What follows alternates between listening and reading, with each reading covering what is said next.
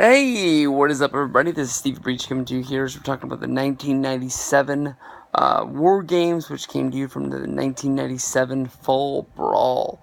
This is the first time that I've watched this match, honestly, probably since 1997.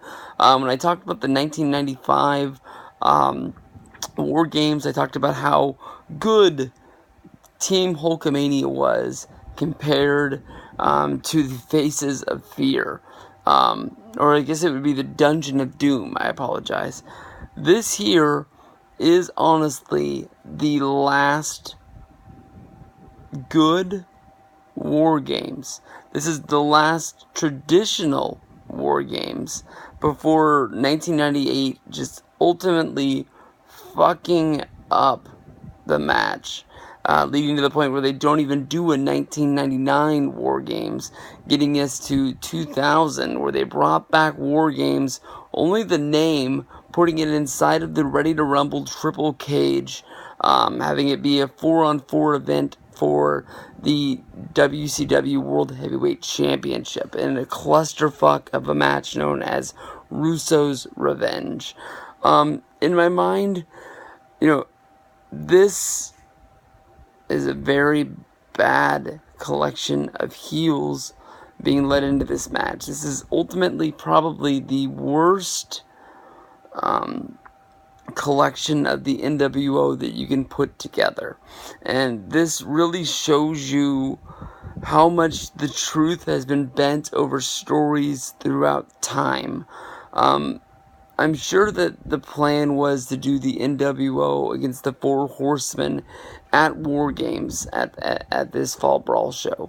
But, over history, we've been told that, the nWo went into business for themselves. It was not planned for the nWo to do that just all-out personal attack on Arn Anderson, where they made fun of his retirement speech, where he gave a spot to Curt Hennig back in the day. But if they don't do that, this match really makes no sense. Basically, the nWo was put together of Buff Bagwell, Kevin Nash, Syxx, and Conan. If you go back, basically when they did the nWo skit making fun of the Four Horsemen and Arn Anderson's retirement speech, it was Buff Bagwell playing Ric Flair, it was Kevin Nash playing Arn Anderson, it was Syxx playing Chris Benoit, and Conan playing Steve McMichael. I can honestly tell you, no, I'm wrong, because it was Syxx that played Ric Flair, because that led to a lot of heat between Syxx, X-Pac, the 1-2-3 Kid, and Ric Flair that he talked about on the Stone Cold Steve Austin podcast that I just listened to a few months back. I can honestly tell you that I guess I don't really remember much of anybody making fun of McMichael or Benoit, but then again, they were sort of silent members of the Horsemen regardless. It was Kevin Nash, basically, talking about drinking beers and fucking whores, and things like that throughout the whole thing, and Syxx, basically crying during his promos, which Ric Flair did during a lot of his promos back in the day. But the whole setup of this match was going to be the new collection of the Four Horsemen. Curt Hennig had just joined WCW. This is the first time we've seen Curt Hennig in wrestling since, I believe, 1993. Where he was always rumored that he was going to come back, but because of his Lloyd's of London settlement, because of his back, it wasn't known if he was ever going to be able to wrestle again. But then somehow he was able to come back, whether that meant he lost the money, because the money that was coming in was less than what WCW was offering, because WCW was just throwing tons of money at anyone who had a name coming from WWF, just trying to bring in and bolster their roster that they had at the time. And this was all about Curt Hennig becoming the new enforcer building the four horsemen. I believe I guess that throws away and spoils the match. I don't know who hasn't watched this match 20 years later, but we'll get into it. This match honestly really wasn't that good. This show is a pay-per-view as a whole. There's no Hulk Hogan, which doesn't give it the big name and feel. The nWo is split up, where basically we see Scott Hall and Randy Savage wrestle in a no disqualification tag match, which isn't even for the tag titles. Honestly, if they would have put Hall or they would have put Savage on Team nWo, it would have bolstered the team to give it more of a name recognition. You didn't really need Buff in there. I know that they were building him up, trying to make him a bigger star. Didn't really need to have Conan in there. He just was sort of a member in the background at the nWo, which, honestly, he got a run with the nWo Wolfpack when he left them.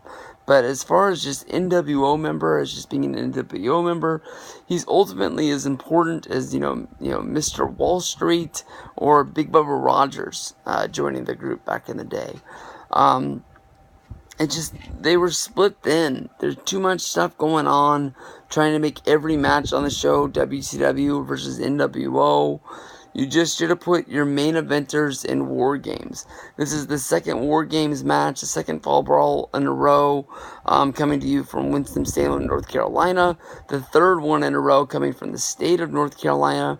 This is the match that Ric Flair said killed Winston-Salem as a wrestling town.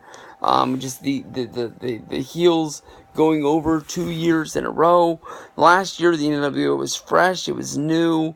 I can understand them getting the win, but I know that they're setting the storyline for them trying to get to Starrcade of Sting versus Hogan. Hogan's not in this match. The nWo can lose, show up on Nitro, and have to explain to Hogan how they lost this one, and try and brush it off, and ultimately try to make it seem like it doesn't really matter, because they don't have the A-list players in this match. But then again, you can't set the storyline of Curt Hennig turning on the Horsemen, joining the nWo. That's what this match ultimately really comes down to. The match starts off with Buff Bagwell going up against Chris Benoit. This match is Chris Benoit being the MVP of the Horsemen, being Mr. War Games. I believe it was 6 that was brought in to give the advantage to the nWo, and it was the Horsemen who were down 3 guys to 4 that pulled it together and was giving it to the nWo for moments. When it's normally the heels come in, they take the advantage and they run over everybody. Once it's down to the point where it's going to be 4-on-3, and the 4th member of the 4 Horsemen is supposed to come in, Curt Hennig, who had been beat down by the nWo, who is wielding, his arm in a sling, still made his way down to ringside, trying to show Ric Flair that he was a 4 Horseman, and that he was going to get in there, and he was going to handle his business, and he was going to make sure the Horsemen came out on top. When it was time for Hennig to get into the ring, it was being, rumored that maybe, Roddy Piper was going to join the Horsemen for this match, or any member of the Team WCW, to make sure they got a win over the nWo. But it was Hennig throwing off the sling, coming in and going right in and beating up Ric Flair, showing his true colors as the member of the nWo. At this point, the nWo broke out handcuffs. They handcuffed, Benoit. They handcuffed McMichael to the top of the War Games structure, beat them down, and then just took it to Ric Flair to the point where they drug him into the corner where the door is to War Games and threatened to slam the door on Ric Flair's head if they did not submit. Steve McMichael, who didn't want to see his friend be beat down anymore, knowing that there was no way for them to continue this fight, gave up, waved the white flag. The referee rang the bell, announced the nWo as the winners, and at that point, Curt Hennig still slammed the door on Ric Flair's head. Of everything that WCW's done wrong, this is the one thing they've done right. They had the camera in the perfect situation, and I don't know how they slammed the door on Ric Flair's head and gimmicked it anyway. I honestly think the cage just slammed on Flair's head, and he said, you know what? I'll take the concussion. This is the way it's got to be. And that was the end of it. nWo gets the win. We see Buff Bagwell, Kevin Nash, Six, Conan, and Curt Hennig standing tall. We're months away from Starrcade, where Sting would battle Hogan. But at this point, it really looks like we don't know what it's going to take. The fans were chanting. They wanted Sting at this show really bad. We didn't even see a rumor of Sting. There was no Sting up in the rafters. No Crow Sting sighting. So it looks like WCW is going to lose this war.